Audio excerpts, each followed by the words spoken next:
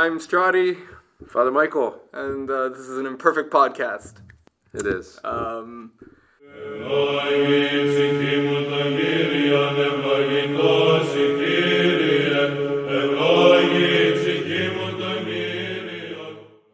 are you critiquing our podcast? I think that's the name of it. So, what brings us here today? Perfection. No, just kidding. We're not going to reach that. I mean... Okay. Something about freedom. Yes. I think freedom was what... That's what we were going for. I think that's what we're going for. In general, I mean, that's the goal of everything. Of everything. Is it? Yeah. Not just political freedom. Right. As I think that our world is so saturated with the idea of I am a free, independent citizen and nobody can tell me what to do. Right. Which is so ingrained in our minds. Right. And not that living your life as you want to live your life is wrong. There's nothing wrong with that. But there's extremes, I think. Right. That people take it to, and they focus on earthly freedom. Right. Rather than spiritual freedom, which I think is where we're going for. Yeah, I mean, it's this idea that we were created to be free, that God is free. God is a free agent, and what does that mean? That God is free, that God's not constrained, that there's no necessity, no sense of slavery in God. I mean, that's right. It's powerful stuff. He created us with absolute freedom, right, to do anything we wanted. Yeah, and even more essentially to choose him or not choose him, right? Even to that extent, which is the ultimate sort of act of love and a gift of love, right? That you don't, in a relationship, you don't force the other. Right. So one of the examples that I want to bring up is of the famous poem within the famous novel of Dostoevsky, which is the Grand Inquisitor in the novel The Brothers Karamazov. And in this, it's worth just reading yourself. For those that have read it, you know what I'm talking about. For those who have not, just a brief word that this is sort of a fictional poem story that one of the brothers, one of the Karamazov brothers, writes. And basically, I'm not going to go into too much detail, but one of the major themes that is raised in this is the theme of freedom. And basically what's said is that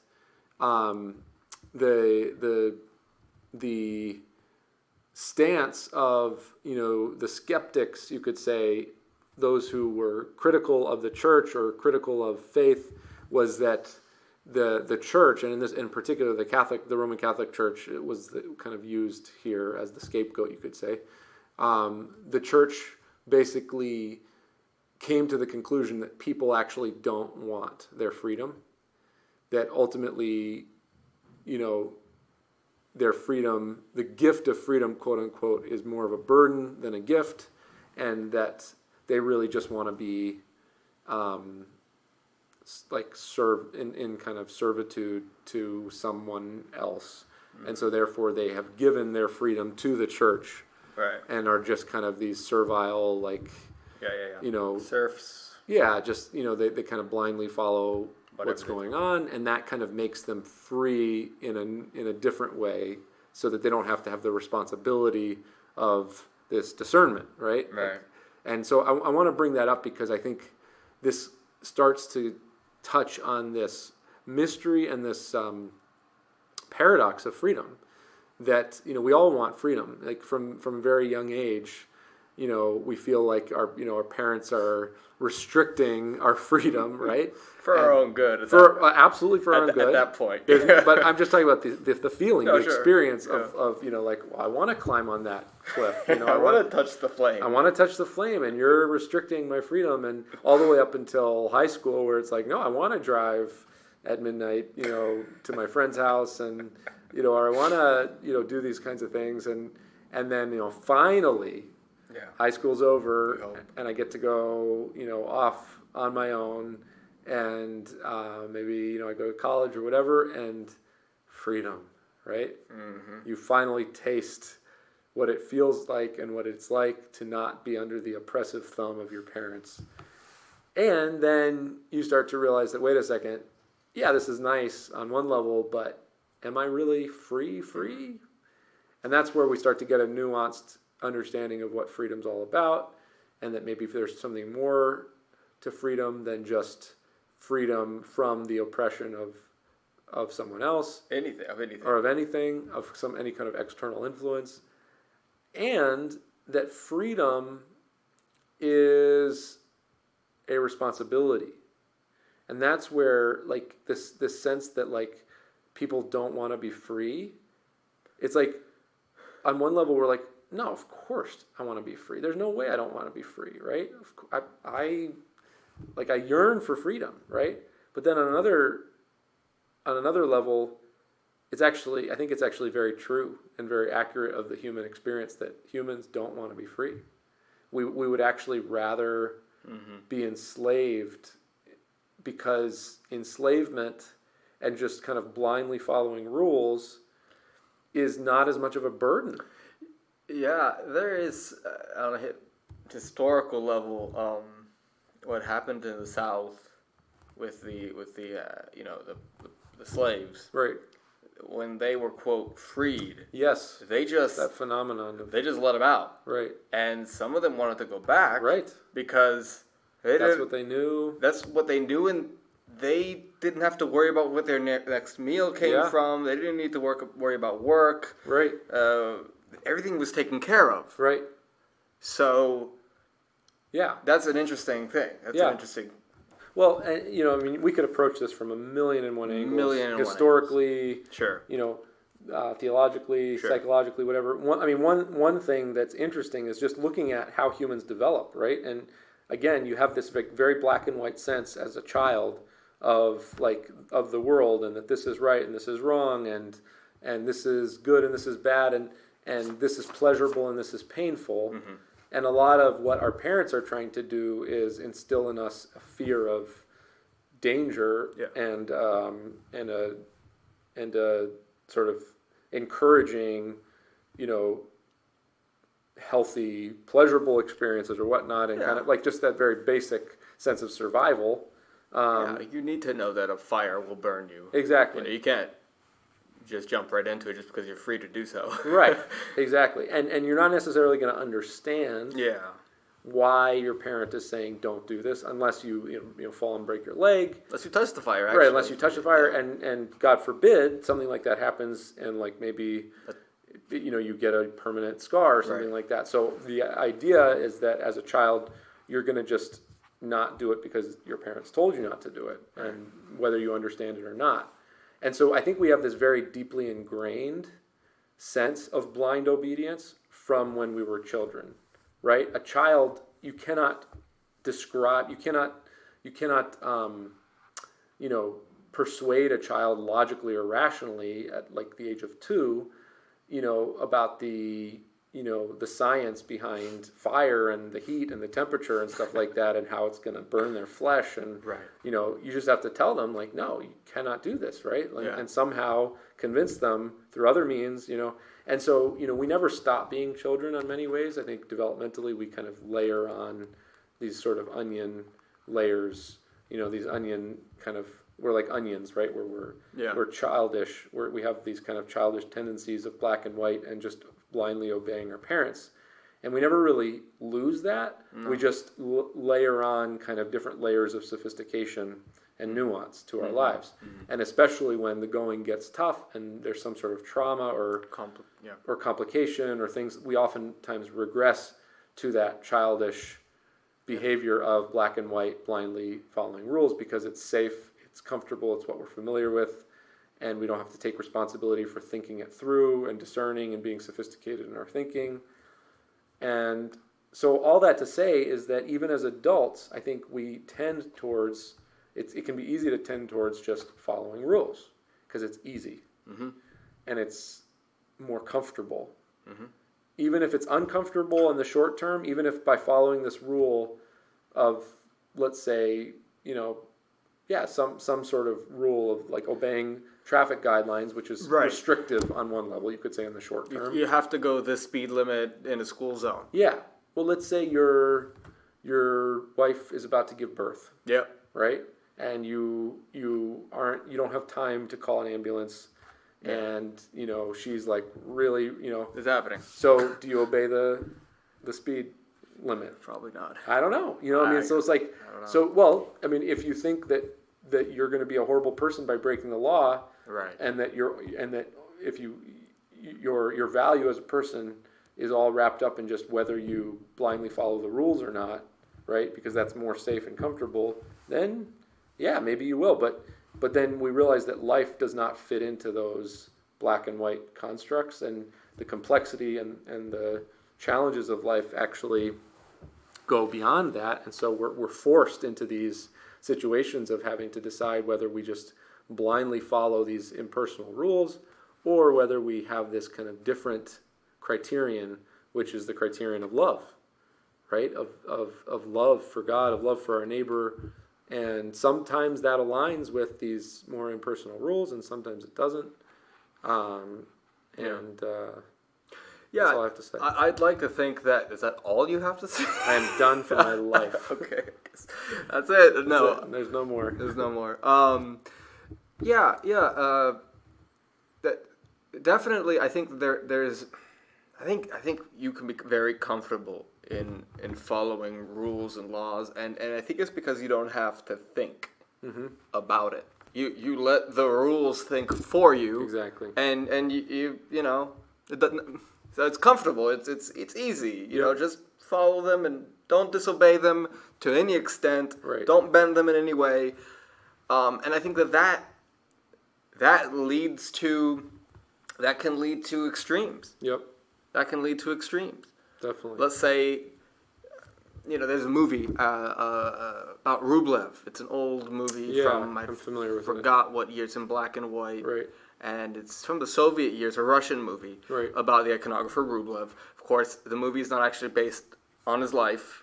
It's about him, but it's not actually about the life of the real Rublev. It's kind of interesting. That is. So it's him. He's an iconographer.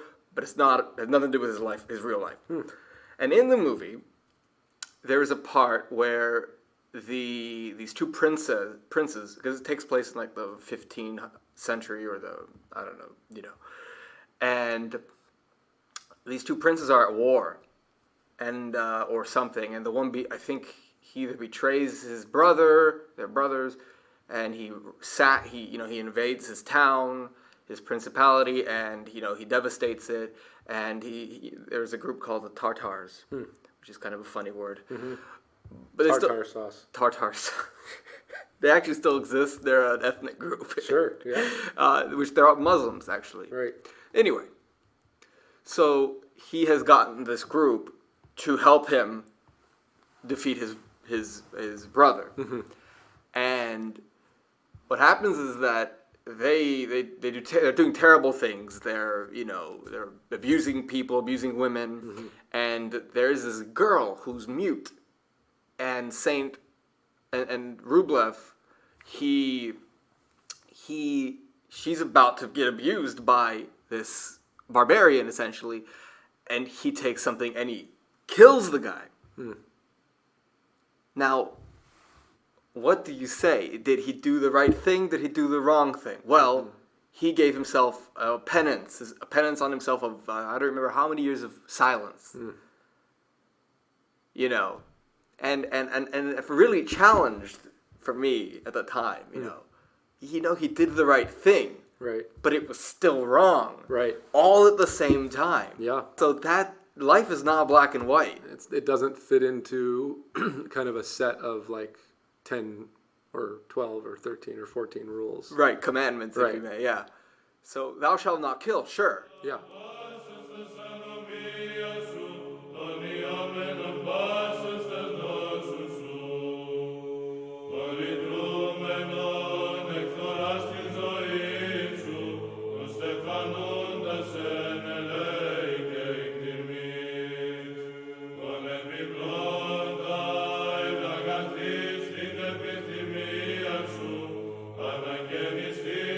that comes with economia, as we have in Orthodoxy, right? We have the concept of economia. Right. How would you translate economia into English?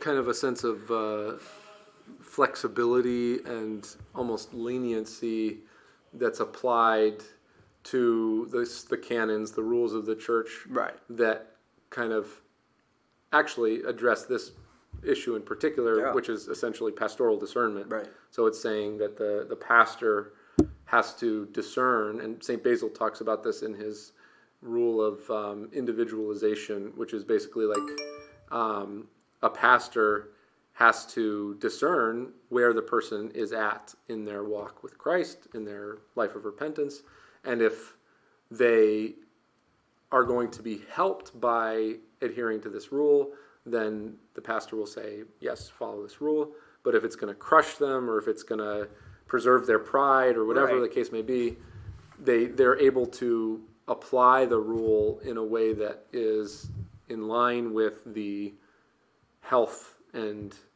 holistic health what's of best that for person. that person. They look at the person, and the rule is a tool in their toolbox that allows them that's in their it's their scalpel essentially. It's like it helps them do surgery on this person. Sure. So not so that they can be more, but it's all with the person's health in mind.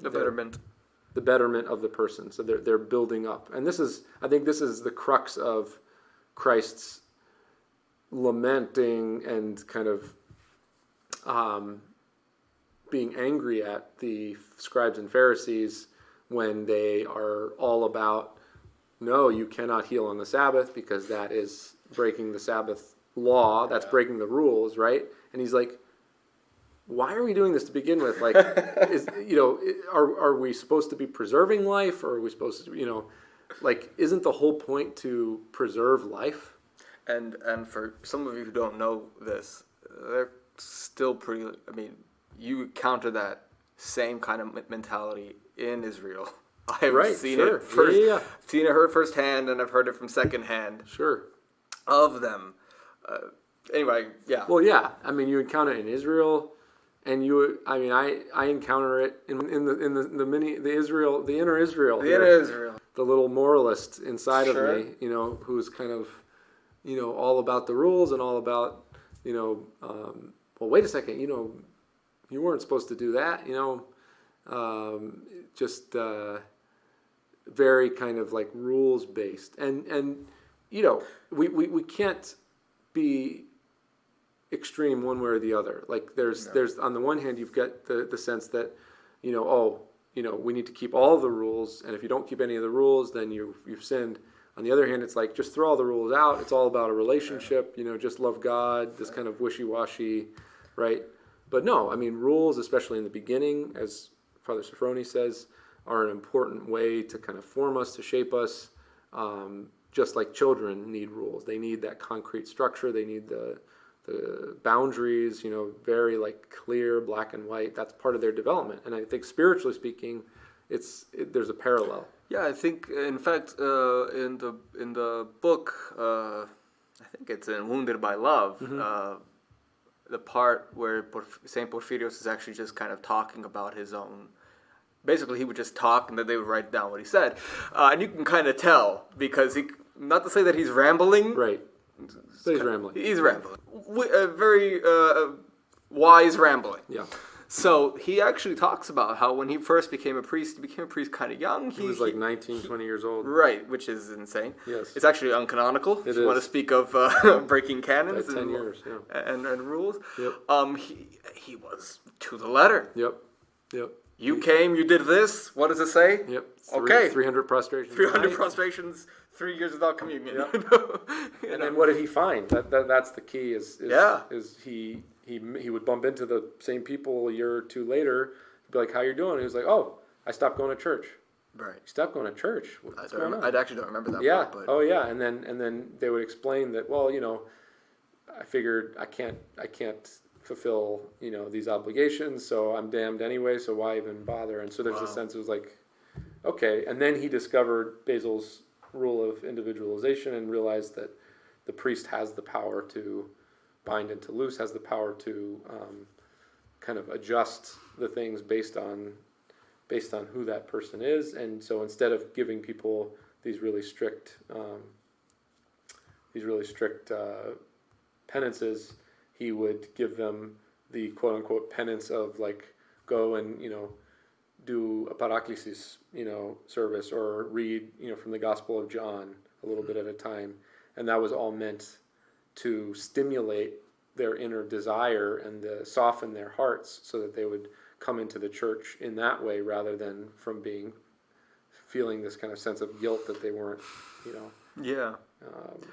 I think it's I think love, it really comes down to it, right? Because what did Christ do? We talked about this. What did he say to the Samaritan woman? 10 years, no Passover service for you. I don't know. I don't know. Yeah. Those sacrifices that whatever the Samaritan version of the temple is, or whatever they. He didn't even say go divorce your husbands or He didn't even say stop living with that man that isn't your husband. Yeah. Yeah. She was living with a man who wasn't her husband. He didn't even say stop. Didn't say that. What did he do? What did he do, Father Michael? Well, he introduced a stronger magnet. Yeah. He showed her what she had been desiring all along. Right. And there is that sense of love and that sense of freedom of, first of all, of respecting and venerating her freedom. Right. And not playing with her, not manipulating her freedom to sort of infuse her with these like guilt complexes and saying like, if you were really a good Christian, you would have, or a good Jew or a good Samaritan or whatever, you would have, you'd have divorced your husband, and you really should be doing this, and you should be doing that, and you shouldn't have had 5 husbands to begin with. Or... And then out of fear, she runs and she goes into leaves her boyfriend or whatever, and no, it's. He shows this incredible sensitivity, this incredible gentleness and respect for her dignity as a human person. And he shatters the kind of her reality to some extent. Yep. He because they lived, the Jews and the Samaritans, they lived a very traditionally based lifestyle. I mean, there were traditions, and those were the laws. The laws were the traditions, and you followed them to the T, to the letter. Yep. And so what he did everywhere he went, he said, "No, that makes no sense." Right. For the most part, he strategically broke the laws. Right, without condemning the laws, totally. And without just kind of randomly, like the moral of the story wasn't. The laws are meaningless and pointless, and just stop doing any adhering to the law. That wasn't the moral of the story. The moral of the story was like, what's the point? Right. What are we doing this for? Right. Guys, let's evaluate. Let's take an inventory here about like what's our priority.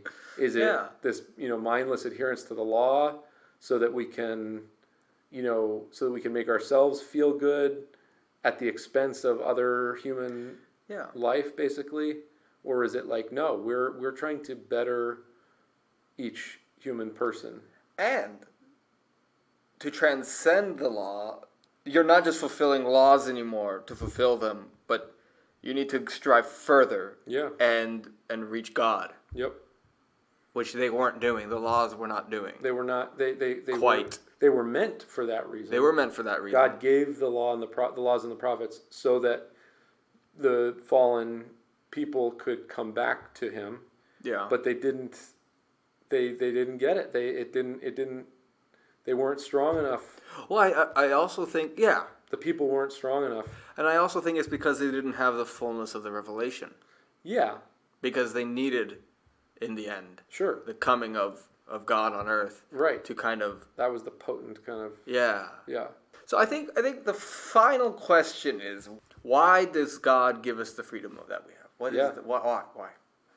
Man, it's a big question. I think it's the question. I do agree. I think it's the question, and I think that it's basically asking your question, why does He give us this freedom, is simultaneously asking, have you tasted real freedom? And when you've tasted real freedom, and not just this desire to not be oppressed by external circumstances, and real freedom is contact with God, then you know, because that's all you want in life. All you want is to be in touch with God, who is freedom, right? So why did God give us freedom? Because he wanted, I think, he wanted to give us of his own life. Something that he has. Right. He wanted to infuse in us, to implant in us the experience that he was having in the community of the Trinity. Is having, yeah. Was and is and will have. Always, yeah. Yeah.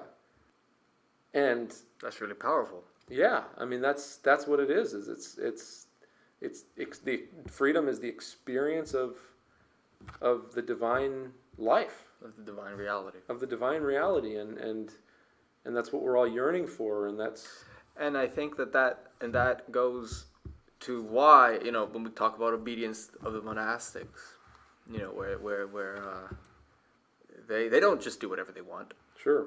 They live in a life of, they do chores, they listen to their elder, right, their spiritual father, and they'll even be challenged, like in, just because it comes to my mind, the life of Saint Porphyrios, where yes, he was young, right, he went to Mount Athos really young, yep, and so they were testing him. Yep. The one monk, because two brothers right. were kind of raising him in a sense, and the one would say, "Okay, you see those rocks? Take them from over there, right, and put them over there." Right. Mind you, there's no reason for this, but he, without even questioning, without asking why, he goes, "Okay." So right. he starts doing it. Right. Then the other brother would come over and he'd say, "What are you doing? We need the rocks over there. Right. What's going on?" And so he go, "Okay, Father." So he does it. He Yep. starts taking the rocks from there and putting them. And then the other brother comes back and is like, "Oh my goodness, what are you doing? I told you to put them over there." And what's the point of that? The point is to test his humility and his which that sort of training, if you may, will lead to his freedom. Yeah. From right. On a spiritual level, it's very well. Here's a question: what is the major stumbling block, the major impediment to us experiencing that divine freedom? Sin, but more specifically, what's what experience of sin? I mean, I think you hit the nail on the head when you said they were humbling him. Because pride, right? Pride and self-will, like this sense of I can do it better, like exalting ourselves to the status of God and saying I can basically be my own God, right?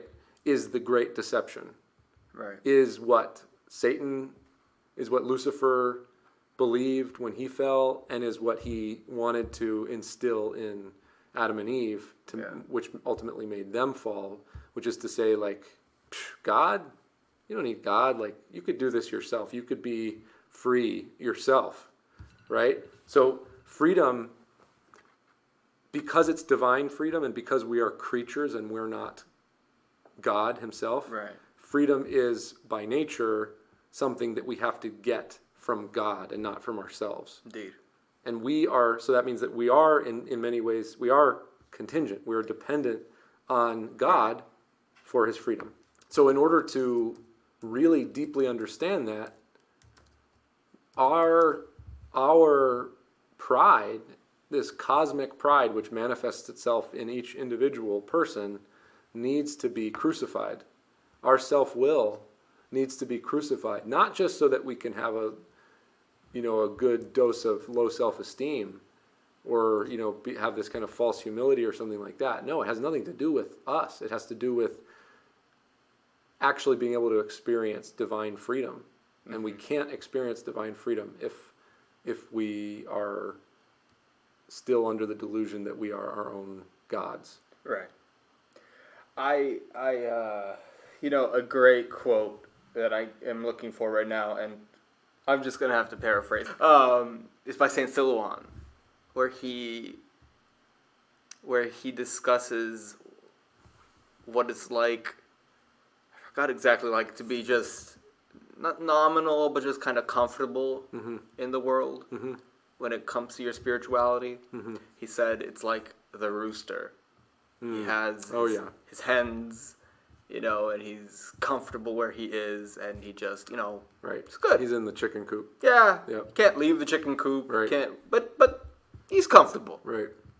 But those who experience God and that freedom are like the eagles. Right.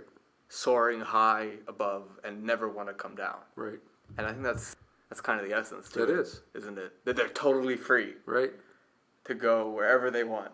Right. And the rooster thinks he's the king of the roost. That too. Right? Yeah. So he thinks he's free because he's able to exercise his authority over all of the weaklings. Right. Little does he know how limited and restricted and earthbound he really is. Exactly. Right. He can't even really fly or anything. Yeah. And really, I think it comes down to us realizing, and this is part of what St. Silouan says in that example, but it also goes back to this.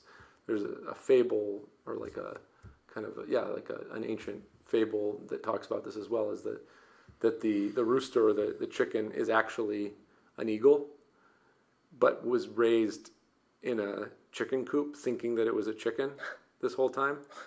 And then little does he know that really his vocation, his calling was to be flying up there.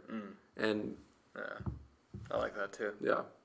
So I think that's a good note to... I think that's a good note too. Yeah. So freedom is participation in the divine life, in God, because God is freedom. Freedom from the passions, freedom from those things that bind you, the things that constrict you from moving forward. Right. And it could be an addiction. Right. It could be your addiction to tobacco, alcohol, whatever.